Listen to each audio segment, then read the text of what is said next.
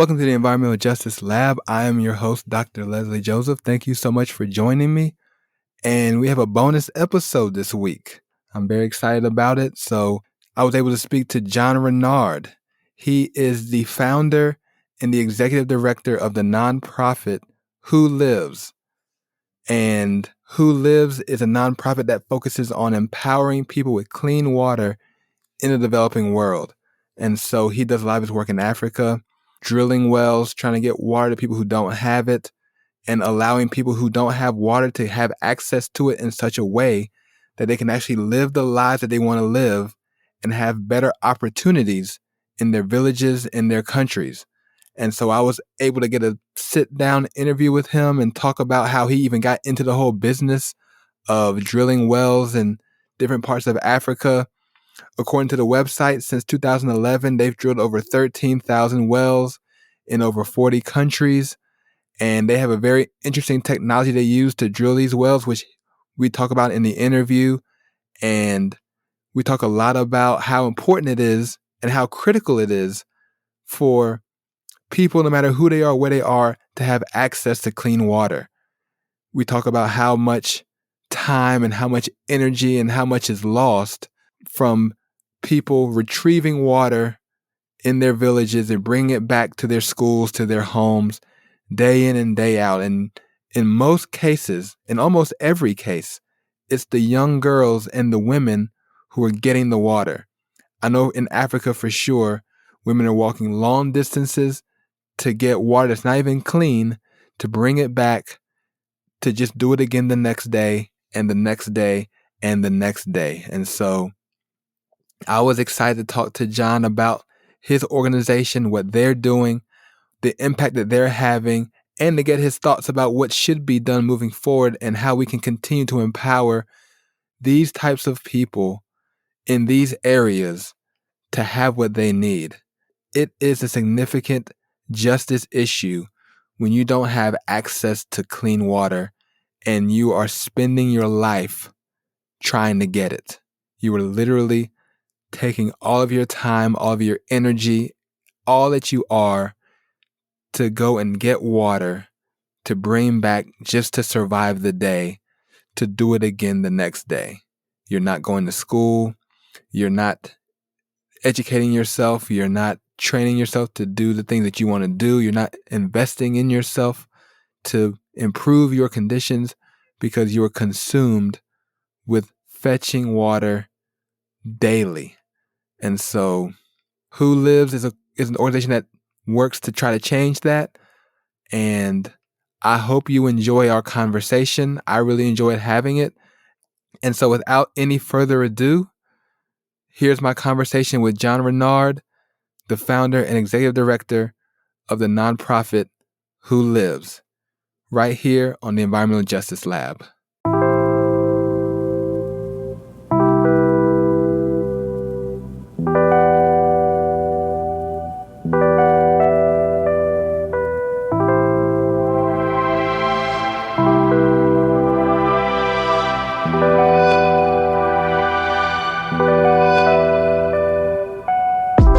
Welcome to the Environmental Justice Lab podcast. I am your host, Dr. Leslie Joseph. Thank you so much for joining me. And today we have a very, very special guest. His name is John Renourad. He is the founder, director, leader of WHOLives. And WHOLives is a nonprofit organization. They are bringing water to places where they don't have any. And he's doing amazing work. And I'm just thankful that he was able to join us today on this episode. John, thanks for being here.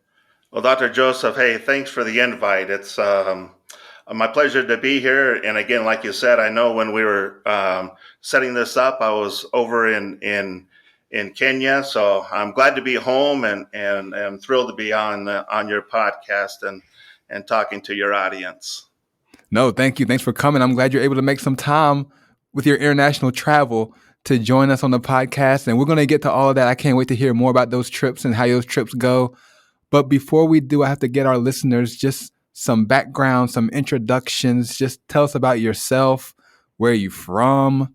If you went to college, what did you study? If you had worked before WHOLives? What was that work like? Just whatever you can share with us so we can get to know you just a little bit better. You bet. So, I always say I grew up a pretty typical young man. I was born and raised in Southern California. I played a lot of sports and which eventually found me going to school at Brigham Young University, and from there I was studying finance. I actually got headhunted to go run a company my junior year, so I never graduated college. My wife did. We've now been married. I should probably know this, but 36, 37 years. I have 6 kids, and which is two too many. I'm not sure which two I get rid of, but it's a lot of kids, and we have 8 grandchildren and one on the way. So after college, I moved back to Southern California again for the job opportunity, and we were I was running a grading and paving business back in those days, and that lasted for a few years, but I found a pull. We went up to where my wife is from, which is Washington State. And in Washington State, I got into real estate. I just kind of fell into it. I had some time and got my license, and I enjoyed real estate. I had bought some property right out of college in California, and back in the late 80s, that turned out to be a great investment because it like doubled, the value of the property the first year that we were there. And so for the last, for about 20 years, my wife and I, we ran real estate companies. We had 9 Century 21 franchises, and we would have 300 to 400 people working for us at any given time. And then almost out of the blue, I got this pull that we needed to move, and I wasn't sure where or anything, but it was kind of funny because my wife and I we are religious, and we pray, and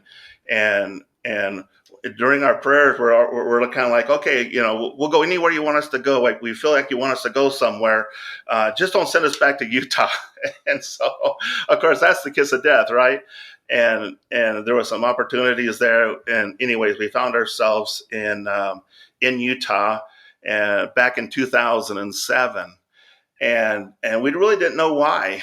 And about 3 years later is when this whole idea for the drill that we now use came to me in a dream. And so in hindsight, it all kind of makes sense. So I'll just tell your listeners to, listen to that inner voice, whatever that means to you. Listen to that inner voice, and who knows, you can you can have an effect on this world, and by listening to that voice. And I think that happened to us. And so that brought us up to 2010, when this whole new life of mine started to develop. So, but again, pretty normal childhood, and just kind of living the dream, right?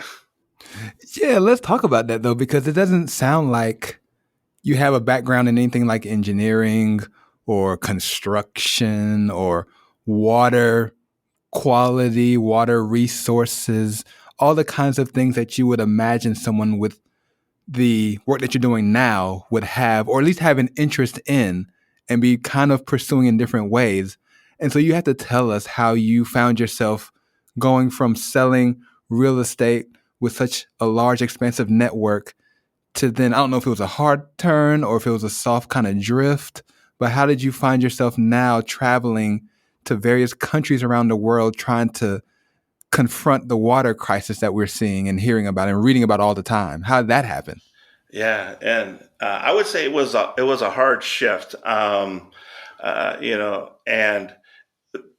it's kind of interesting because, again, I have no background in engineering.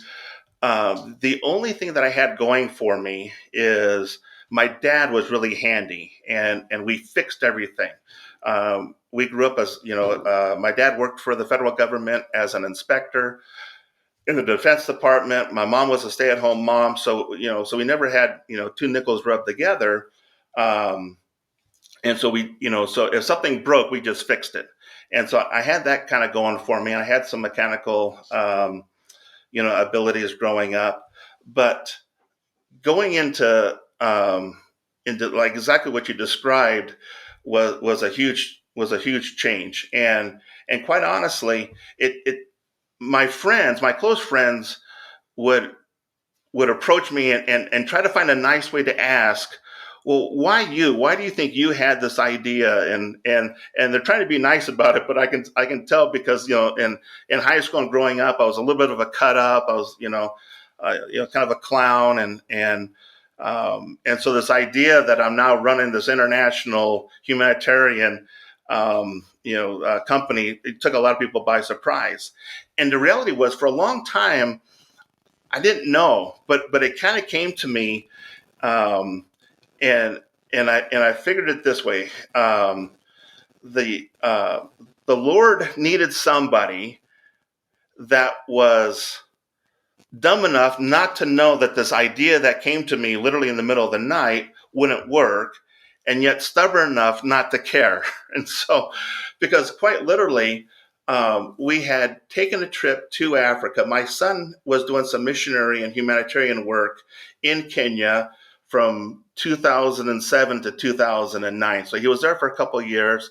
He came home, and we decided to go back as a family just to kind of revisit where he was working. And in doing that, that was the first time that we saw what I call water poverty. My wife and I have traveled quite a bit to Central America and Mexico, South America. And so we knew some poverty, but we didn't know water poverty. And when we're in Africa and you see these women and girls, almost exclusively women and girls, carrying these buckets on their head, at first, I just didn't believe that they're all carrying water, because we're in the middle of a big city. We're in Arusha, Tanzania, which I think is the second largest city in Tanzania.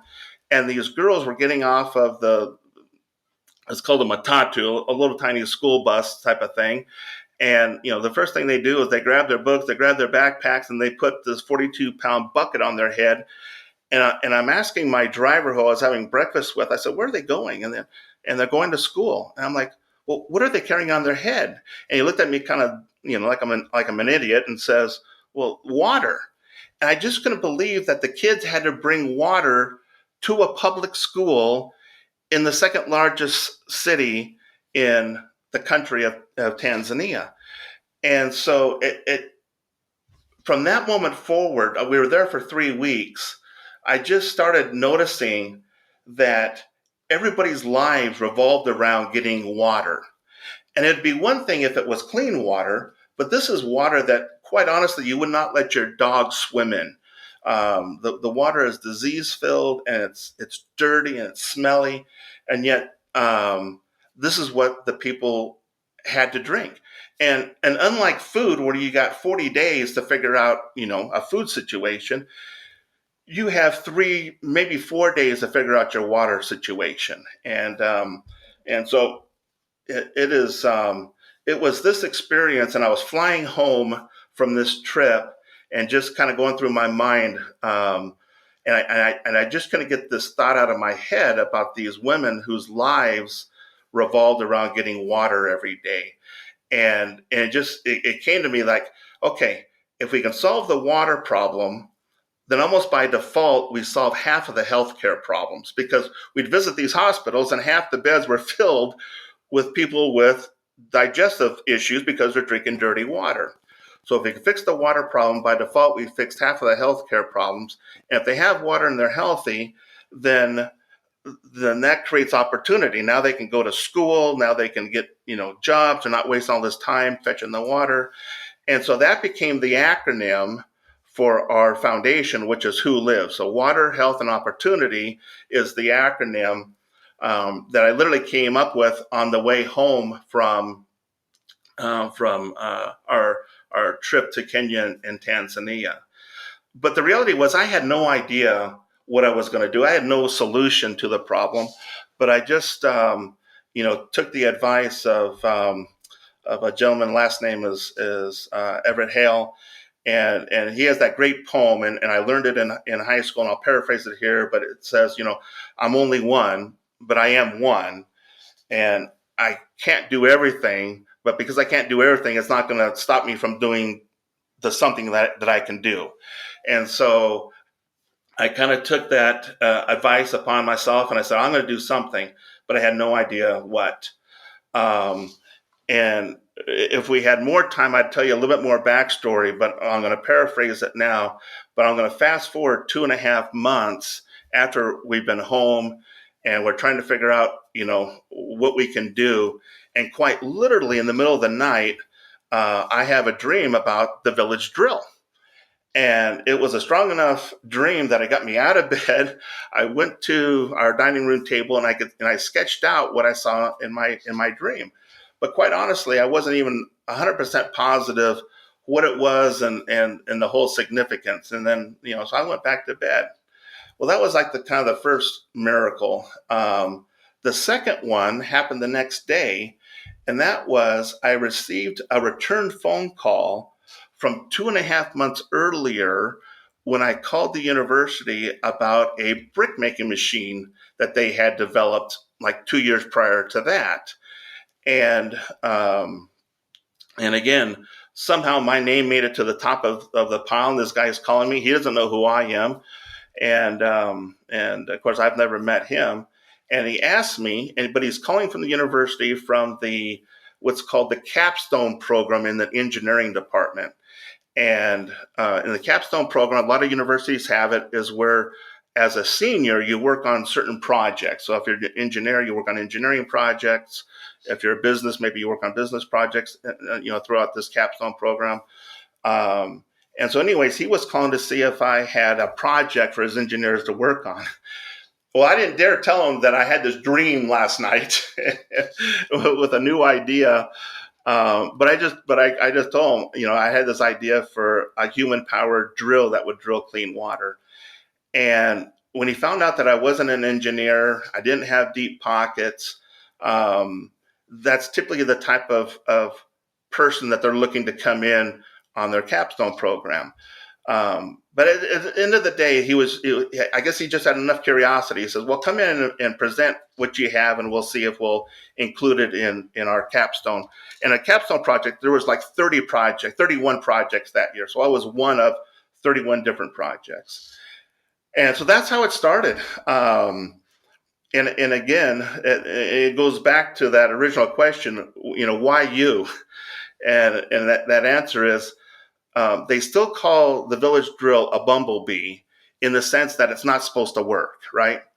And again, I think if I was an engineer and I would have had this dream, I would have just put it aside because I would have known academically that there's no way it's going to work.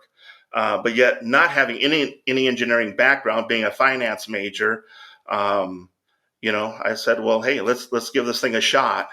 And again, I get some stubbornness from my dad, and so I just stuck with it. And now, fast forward 13 years, the Village Drill is in 41 different countries.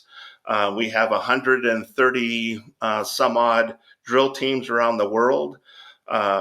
We're finishing 3 to 4 wells per day somewhere in the world with this invention.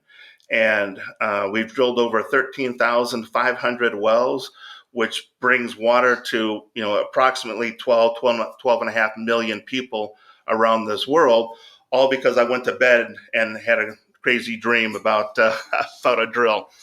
So that was long-winded, and I apologize for that, but that's the backstory of how we got here today.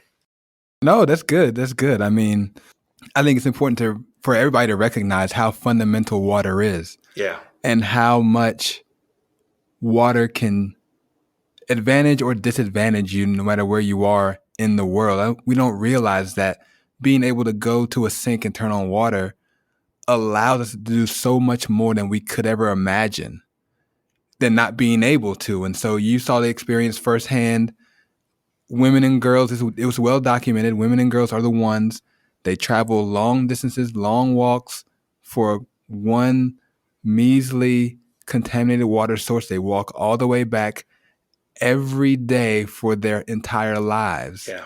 No education, no job opportunities, not even really a family structure. And so it It's creates a, slavery. Yeah. I yeah, mean, yeah, get right down to it. They're enslaved to do that. And that's the injustice. And if your listeners will think about it, it's hard to realize how far 3 to 5 miles is. Um, but next time they're in a car, drive 3 miles from like your home and see how far away you are from your home, and then imagine having to walk that one, maybe two, sometimes 3 times a day to bring this life-saving, dirty, contaminated water back to your family that you know is going to kill 25% of your children because of the contaminants that are in it. And that's what these families um, have to deal with on a daily basis. It's long and it's arduous, and and it's not like they're walking down the sidewalk either. They're walking up hills, down hills. You got wild animals, you got snakes. In any given period of time, like it doesn't happen every day, but over a 10-year period, most of those women they're going to break a bone. They're going to have a major medical issue. Um, Unfortunately, in many cases, it's called sextortion, where these predators will be somewhere along this route, if not right at the water hole, and demand favors from these women in order to get the water to bring it back home, and they have to comply, or they get beat up, or they don't get their water, and so yeah, the devastation that happens, and just the lack of time to do anything else, time to become employed, or to sit down with your kids and help teach them to read or play games or do anything. It's just so much time is wasted collecting this dirty, nasty water. That's the injustice. yeah, yeah. And I mean, we need more organizations, more boots on the ground to really help people get the water that they need, make sure it's clean, make sure it's reliable and available to them so they can actually live the kinds of lives that they were created to live. Yeah. I mean, these girls, these women, they have dreams as well, and they have desires and they have aspirations, and continuing to fetch water continually keeps them from even considering what those aspirations could be and what they could look like for them and their families if they want to have their own family. I mean, all these things are in jeopardy because of the need to continually go and fetch water. And so we need more innovation. We need more participation to confront these injustices, this water injustice, this water poverty, this water inequity. And I'm glad that your organization is there doing some of that hard work. I'm glad you're dreaming Yeah. of solutions to Yeah. some of these problems. So let's get into some particulars. Let's get real technical for a second Yeah. because I'm curious. So this is a human powered drill, and so the idea is what? So you take a drill to a community, you get people in that community to come and do the drilling. Like, how does a project like this even get started? Yeah, great question. So, first off, let me describe the drill. So, the drill, if you just picture, we've all seen the game show Wheel of Fortune. So, Mm-hmm. imagine that wheel, and it's up on a platform, and the people are spinning the wheel, and in the middle of that wheel is what's called the drill string. So, that's what's going into the ground and drilling this typically about a 7.25 inch hole. and and so as you're spinning it, the drill bit's going down. You're adding more drill string to it, and you need to go down on average. Our average depth in the 40 plus countries that we're in is about 42 meters, or about 120, 130 feet below the ground. Um, And so our drill string is 3 feet long. And so you go down 3 feet and you add another bar, go down 3 feet. You do that 42, 45 times, and you're typically in clean aquifer water. This is water that you and I can drink right out of the ground. There's no biological contaminants in this water at that depth. And so that's the mechanism that we use. That's the village drill. And people can go to thevillagedrill.com or our website WHOLives.org, WHOLives.org, and they can see pictures of the village drill. Now, the drill itself, what makes it so unique is that it disassembles, and we can literally put it. Well, we put it in a canoe, and we paddled it up the Congo River for 3 days to get to where we needed to drill. What a lot of people don't realize is that 70% of the population in these developing countries live off of improved roads. So they live on footpaths. They live in areas that you can't even get a big truck there, even if we had all the money to do so. And so our drill, number one, it disassembles so you can literally carry it into the villages to where they need the water the most, again, where these big trucks can't go to. So that's the number one thing. It's small enough to be carried, but yet powerful enough to go through the bedrock to get to the clean water. Number two is the cost. The average cost for a well being drilled by a big rig is around $25,000. A well that is drilled with our village drill on average is about $3,500. So, significantly less than a big rig. Now, the advantage to that is twofold. So one, we as an organization, we don't go into these villages with our white hat on and save them. What we do is train drilling crews in all these different countries, and we help them create their own drilling business. And then that business will go out and drill for the communities. And we've developed, yeah. And so, number one, we're creating jobs. Number two is that there's a statistic out there that blew me away, and that was that 85% of all the wells that have been placed into Africa are now derelict. They don't work. 85%. And that just seemed incredulous to me. I'm like, how can that be? And the biggest problem is ownership. In these countries, and it's a little foreign for us, but in these countries, if you don't own whatever it is that breaks, you don't fix it. You wait for the owner to come back and fix it. You don't touch it. It's not yours. What we've done is created ownership so the villages own that well. So the drilling team that we've trained to use the village drill, they'll come in and they'll charge a village.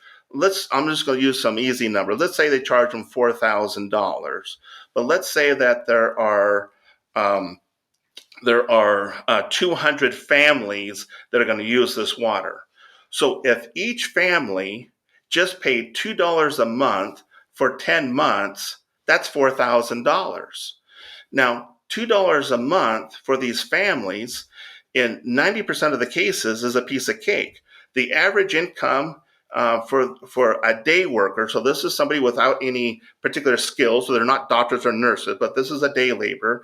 They average around $6 a day in these countries. Some a little bit lower, some a little bit higher, but they average about $6 a day.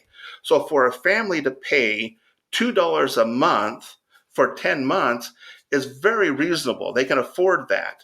And if there's people who can't afford it because maybe it's a grandmother whose children have passed away and she's raising 6 grandkids, well, then the village can come in and give her a job that she can do, maybe making jewelry or something like that, so she can pay her portion as well. But what we found is that ownership changes everything.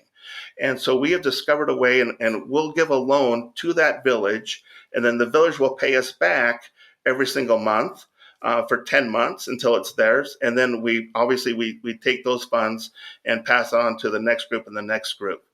And with this method, it has changed everything. Number one, we're getting to communities that the big rigs can't get to. Number two, we're creating ownership. And more than ownership, we're showing these villages that, hey, when you come together, you can do some miraculous things. And that's been, the second most important thing that we've taught them is that you don't need the government to come in and save you. You don't need other NGOs or nonprofits to come in and save you. You have the ability to do it yourself. And that's really what we're teaching them without necessarily sitting them down and teaching them that. They learn that intuitively, through this process. So that's really how we differ. And so we can get to areas that, again, have been forgotten by the normal drilling community that you sometimes hear about. Mm-hmm. That's interesting. So how do you identify these communities? And I'm thinking about it in two different ways. One, how do you build a relationship where they trust you to come in and actually do this work for them? But also, two, how do you know where the water is underground? I don't hear anything about, exploration, subsurface exploration, or any kind of particular way of knowing where the best places to drill are and where you can get the best kind of return water-wise for a community. So how is all of that determined and put together? Yeah, great question. So I'll answer the first one is how do we let's answer how do we find the communities. The reality is most of them will find us, but we have boots on the ground, and it's quite simple. They'll go to a community and they'll say, hey, we have an opportunity for you guys to get a well, and they'll explain the program to them. That community can decide whether to do it or not to do it. Now, if it was free, every community would be raising their hands, me. But when they have to pay for it, the community still has to trust, their tribal elders and the drilling company to come in and do their part. And the trust piece of it is very, very difficult because there's been a lot of distrust in these countries. But the way we're doing it, it almost doesn't matter, because if community A doesn't want to do it, that's fine. We'll go to community B and we'll go to community C. Now, in the past, when a well-meaning nonprofit or NGO puts a well into a community, what they don't realize is that they're actually creating more problems than they're solving in many cases. The biggest thing is that they're creating jealousy, because if you put it in a community, well, that community maybe has 4 or 5 communities around it. And they're all going to go to this water source and say, well, how did you get this? Well, this fine NGO came and gave us a well. Well, you got it for free, so you have to give us your water. Well, no, there's only enough for us.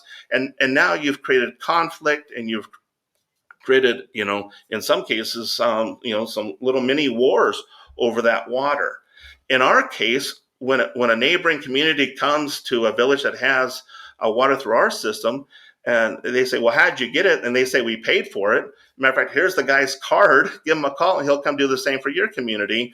It eliminates that jealousy, which is huge. And so that's why this system works so well, and why ownership works 1,000 times better than just giving it away. Matter of fact, I'll just say giving it away is a joke. You are creating more disruption by giving it away than you are by creating an economy behind it. The second part of your question is, how do we know where to drill?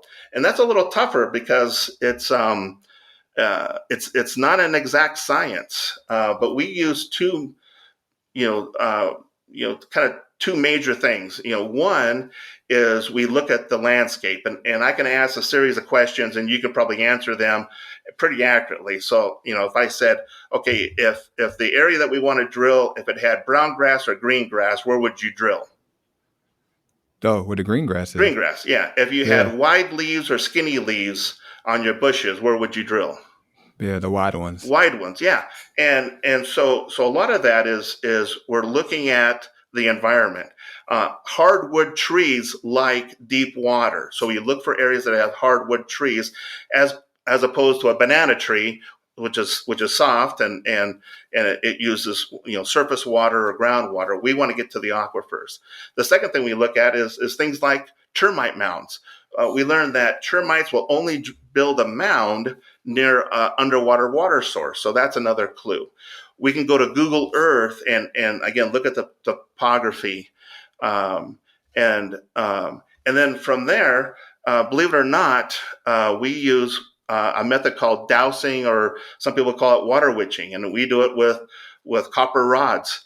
And when this idea was first introduced to me, I said, "There's no way that works. That's just got to be an old myth." And so the gentleman who was teaching me this method of dowsing, I went with the attitude of proving him wrong. And in my efforts to prove him wrong, I'm like, "Holy smokes, this works!" And it's been around for literally, several millennia in different forms. But we actually do teach dowsing as well. And then of course we go to all the communities, and ask them about, has a well ever been, where is the closest well, how deep is it, and we can garner some information that way. So that's kind of the practice that we use prior to drilling, that helps us out. But by doing these two methods, and this is again, it's going to sound insane, we put over 13,000 wells in. We certainly don't have trackers on every single one, but we don't know of any of our wells that are not working. I'm sure there are. Don't get me wrong. I'm sure there are, but we don't know it. We don't know of it. Certainly, it's not 85%.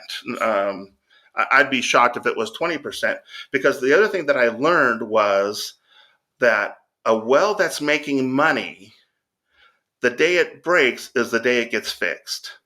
And that is a huge change in the mentality of these areas. And so we teach them how to create an economy behind that water. Some strange facts. To make bricks, you need clean water. Even though you're mixing it with mud and dirt, if you use clean water, the strength of that brick is like double. Chickens who drink dirty water will lay 3 to 4 eggs a week. Chickens who drink clean water will lay 6 to 7 eggs per week.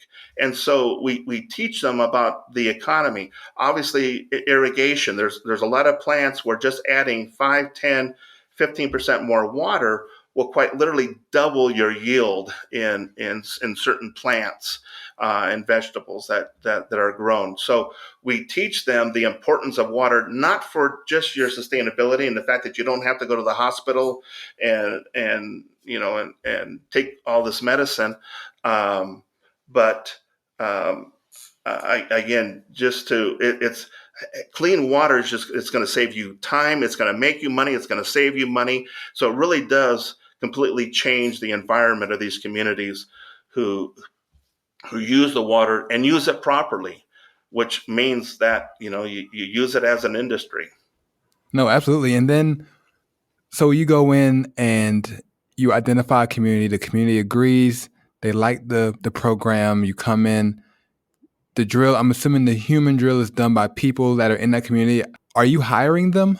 Yeah, great. Yeah, so there's 6 people on a drill crew typically. So 3 of them will be with the drill and always with the drill, but they'll hire 3 more laborers from the community and teach them everything that they're doing. So when it is time to change out the seals, and that's usually what goes bad, are these little rubber seals. They cost like $7 to replace. Takes under an hour to replace it. So those 3 gentlemen who get hired as part of the labor, they know how to fix and maintain those wells, and so they'll be called on, on the rare occasion that they do break down, to replace the seals, or if a chain broke, to know where to weld it, and so on. So it's a mix. Interesting. And so when they buy this drill, or they finance the drill through, finance the well. Yeah, finance the well using the drill.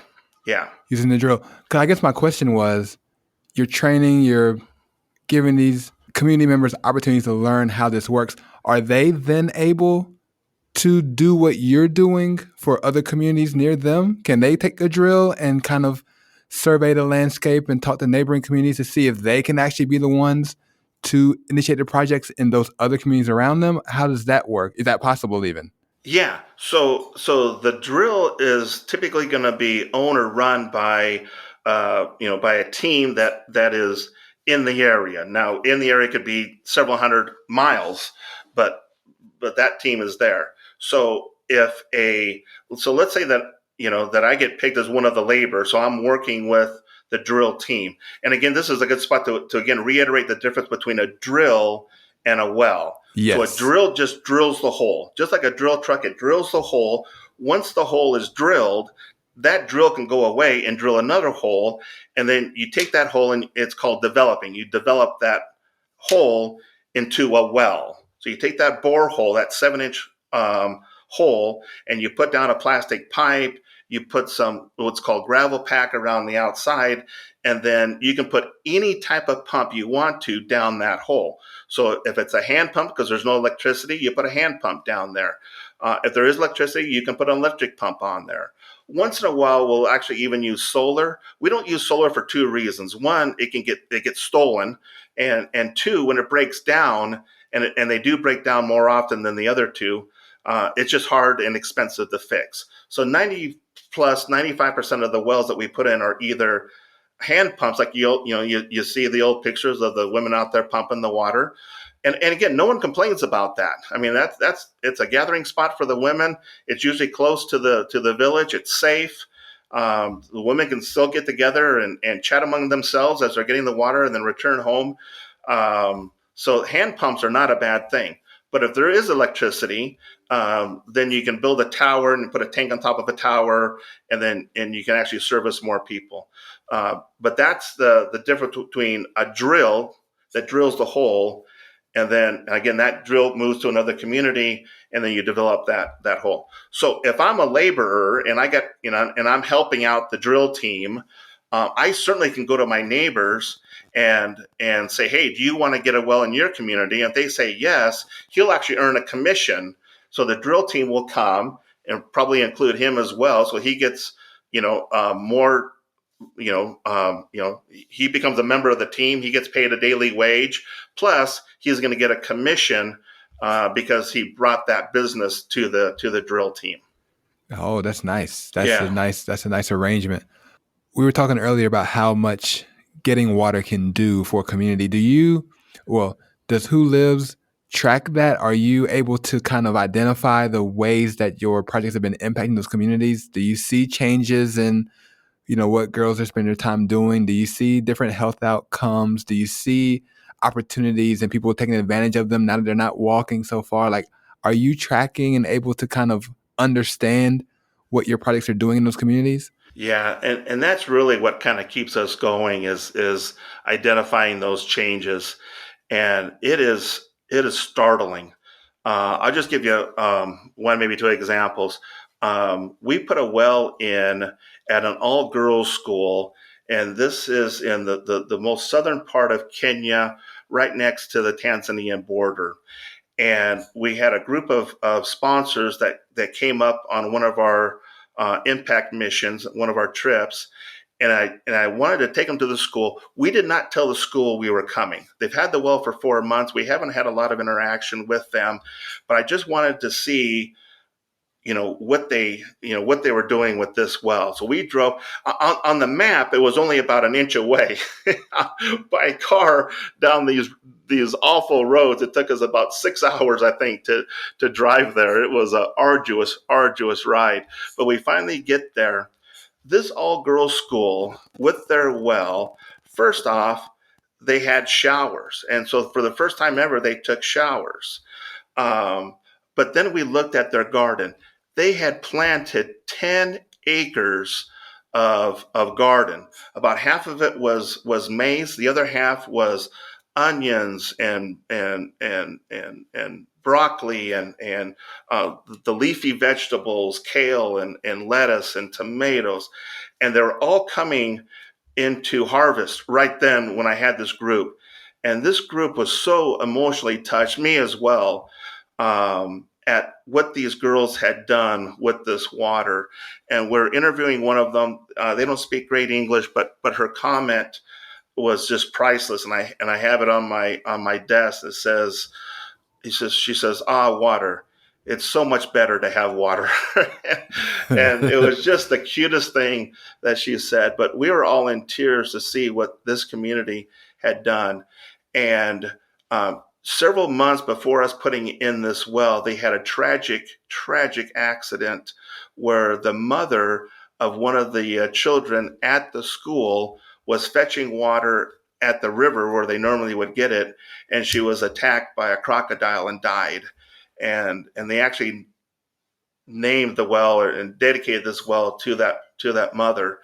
And but that's just a microcosm of what communities can do. And I could speak all day on different communities that have taken this well, taken this clean water, and have completely transformed their lives and how they operate, how they think. The lack of disease, because now they're not getting malaria, because you get malaria when you're going to these watering holes where the pump is at, where the well's at. There's no standing water. If you're doing it right, there's no standing water, so you're not going to have the mosquitoes. And again, if we love putting wells in schools, because then the girls can go to school all day and then carry the water home with them at night. And again, if there's clean water at the school, just I mention a couple of things. But number one, during their menstrual cycle, they can clean themselves up if they have an incident. Number two, they get all the best teachers, because the best teachers want to teach at schools that have clean water, because they want clean water. They want to pour they want to make a kettle of tea in the middle of the day, and it's so much better if you have clean water to do that. So you get better teachers. The girls aren't missing a week of school, and so you're getting better grades. When you get better grades, the government gives you more more facilities and more things, and so it's just the snowball effect of what can happen when a community gets behind getting this clean water. And over everything, it's theirs. And when you go to a community where they paid for it, the difference in their attitude towards, again, I'm a 58-year-old, a little bit overweight white man, and so I stick out, right? I'm not going to hide in these communities.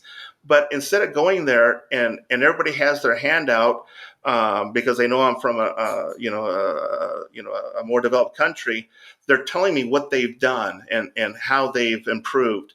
Now, counter that with a community where a well has been given, because we've had like politicians go and give a well away for their own purposes. It's not our style, but we don't prevent other people from doing what they want to do. But you go to those schools, and also all you get is a list of other things that they need.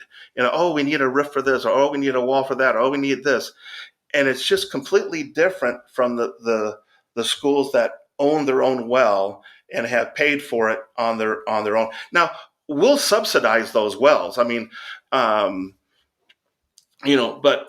we won't, we'll, in most cases, we're not even telling what the subsidy is. But when it makes sense, we'll just like we subsidize solar and everything here, we can do that as well there. And so if it's a girls' school, well, they don't have 200 families that can participate. So we'll reduce the cost. We'll subsidize that through some of our donations. But as far as they know, they're paying for that well, and it's theirs. And again, that's what makes us different, and that's what changes the whole attitude of these communities. And they get this can-do attitude as opposed to waiting for a handout. And again, that really, I think, separates us from a lot of other organizations out there. And just to do the quick math, just so you have an idea, we can give, if you do the math, we can give somebody clean water for the rest of their life for about $5. Now, that's not $5 a month or $5 a year. That's $5. And you think about where we can put our money. And, if and there's a lot of great projects out there, and I'm not taking away from any of those great projects, but if I donate to a, let's say, an aquarium, that's being built in my community. My $5 is probably going to give me a 3x3 piece of carpet, in that building. Is it life changing? Probably not. But that same $5 in, coming through Who Lives quite literally equates to water for that child for the rest of their life. So it makes the impact per dollar received is out of this world. I can only imagine. I mean, especially in a place where before there was no water available, there was no way to get what they needed. And so now a small regular payment changes their entire lives and for generations. Yeah. And so now you're creating a legacy of availability, of opportunity, all the things that weren't available because the water just wasn't there. And they spent their lives, their literal lives, just getting it. Yeah. And so it's amazing. Another thing I want to talk to you about, just we're running out of time, but I couldn't leave you without asking these questions because I've never seen an NGO that works on water issues also have on their website their desire to confront female genital mutilation and child marriage. And so those are some controversial projects, controversial initiatives to take on as a water NGO.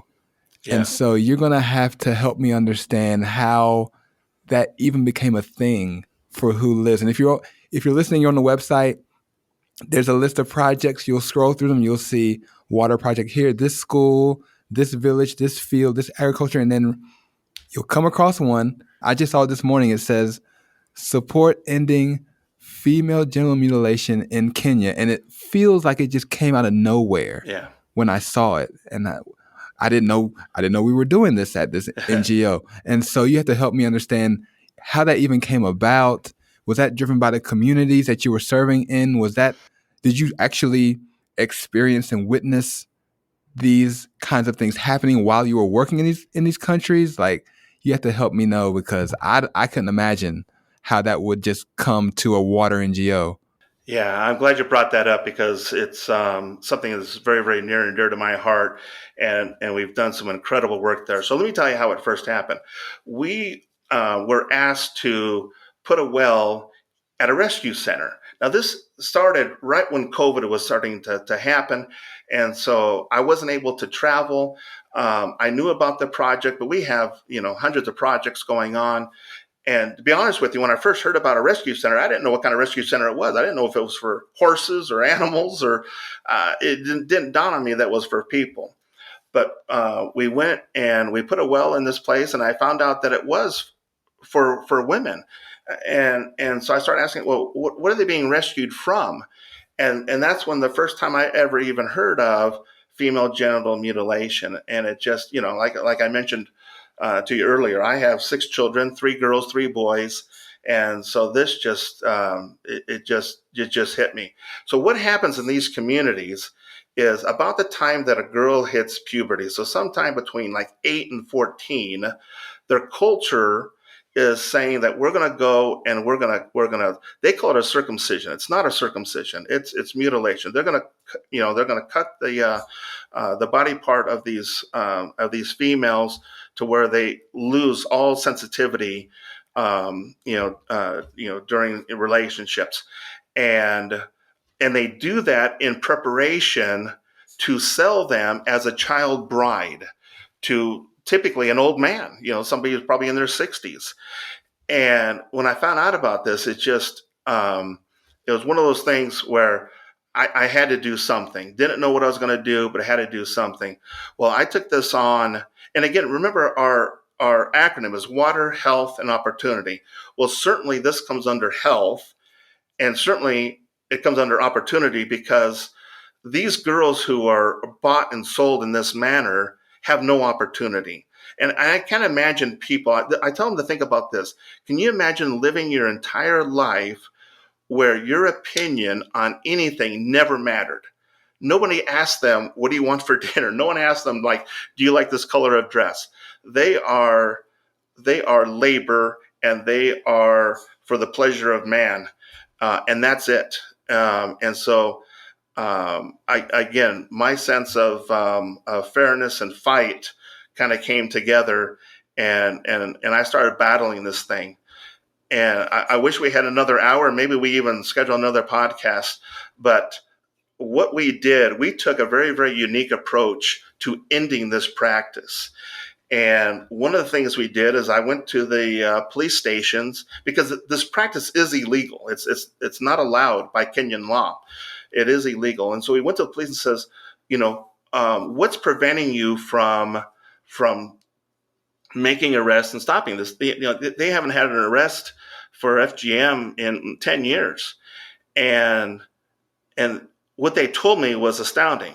They said our biggest problem is that we don't have enough fuel for our cars to arrest these perpetrators. Each police precinct might have 3, 4, 5 cars, but they have a fuel allotment that allows them to go about 15 miles a day, 15 miles out, 15 miles back, so 30 miles round trip. But if a crime happened 40 miles away, well, that's 40 miles out, 40 miles back. Now they had to park that car for the next 3 or 4 days and couldn't use it because of the fuel allotment. So one of the first things we did was made a deal with them that if they could verify that they're going on an FGM case, that we would pay for their fuel. And that just opened up this floodgate for these police officers. We actually, and another thing I got to mention here is that they do these cuttings, they do this tragedy during seasons. There's typically 2 seasons. We're actually in the middle of the small season right now in August, and then it happens again during what we would call our Christmas break, where they cut them during our winter time, which is their summertime. And so we went down, and during this last 6 months, when I started this program, we have over 68 arrests, first time ever. So this has put the fear of God into them. And about half of the trials have already taken place. We have a 100% conviction rate. The shortest conviction has been a 2-year sentence. The longest has been a 15-year sentence. But we're going at it full guns. And I have met with the tribal leaders, and we have the support of over a third of the tribal leaders that have committed to us that they're ending this practice. And so now we're going after the people who are perpetrating this, which is what they call the tribal elders. And what we have learned is that the only thing that they're really afraid of is losing their property. They're not even afraid to go to jail, but they are afraid to lose their property. So I'm working with the Office of the Vice President in Kenya and the law schools in Kenya.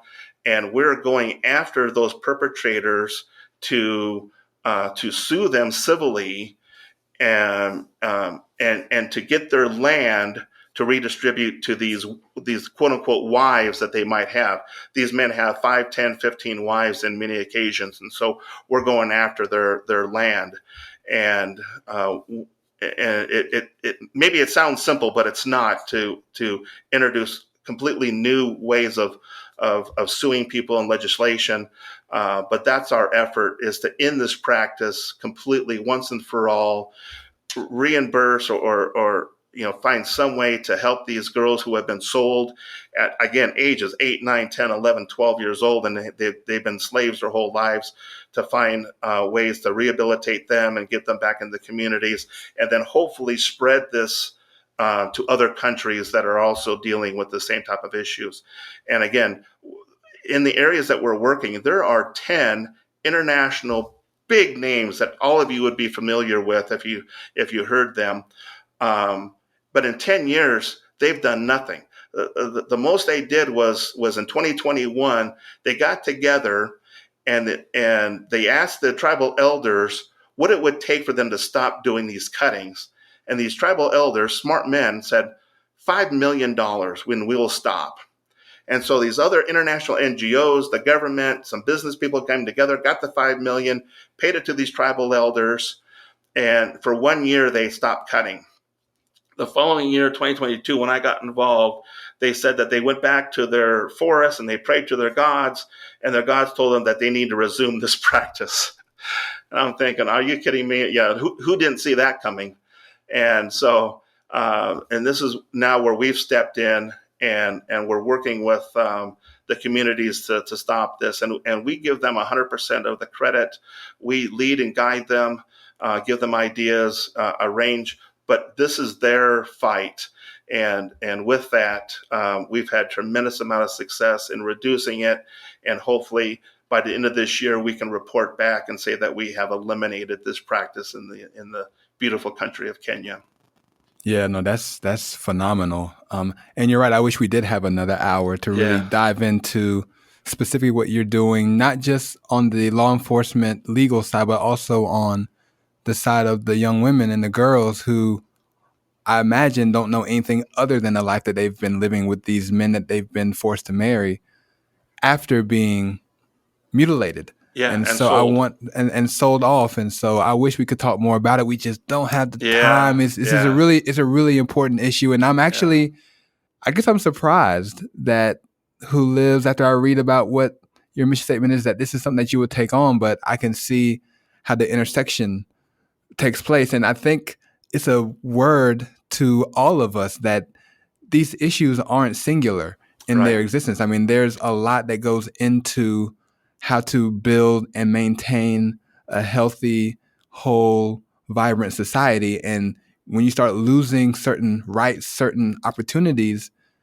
a lot of darkness and a lot of evil can fill the gaps and fill the voids and create a lot of chaos and turmoil and harm to the most vulnerable in those communities. And so I think this is just another example of that showing itself in a very insidious way in Kenya. And so I imagine it's happening in other parts of the world as well. And I don't know much about this particular issue of female genital mutilation. I don't know much about it at all. I can't speak much to it.